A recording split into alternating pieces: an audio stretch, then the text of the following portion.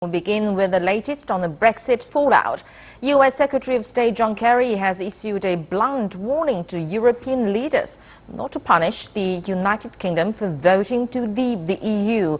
Speaking in London, Kerry said it was the duty of leaders to implement the will of the people in the way that was responsible and not to be vengeful. As Richard Bestig reports, Kerry's words followed attempts by British Finance Minister George Osborne to calm volatile markets. The message from America's most senior diplomat was clear and direct.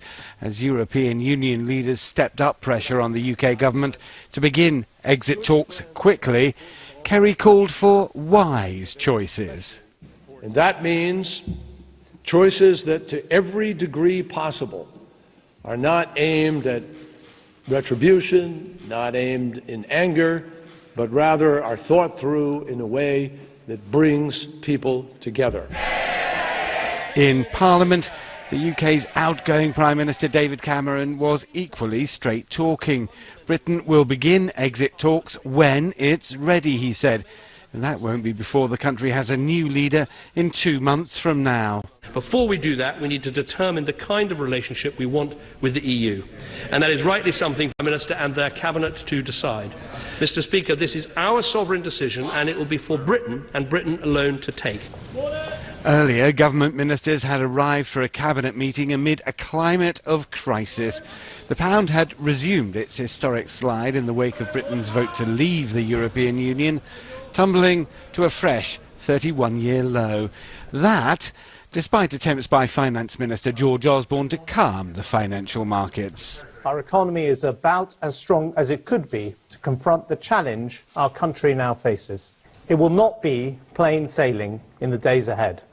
But let me be clear, you should not underestimate our resolve. We were prepared for the unexpected, and we are equipped for whatever happens. Along with sterling and the euro, stock prices on the London markets continued their downward path, opening lower and extending Friday's losses. Lead Brexit campaigner Boris Johnson, a possible successor to the departing Cameron, has broken his silence on what should happen next, talking up what he called the good news. I think it's very good news that the Chancellor has come out and said some reassuring things to the markets, and it's clear now that Project Fear is over. There's not going to be an emergency budget. People's pensions are safe. The pound is stable. The markets are stable. And I think that's all very good news. In Downing Street, though, the cabinet meeting broke up with no comment from ministers. Home Secretary, how was the meeting? Leaving without saying a word. Aware, though, that the country remains engulfed in a constitutional, financial and political crisis unprecedented here in peacetime. Richard Bestig, CCTV, Downing Street, London.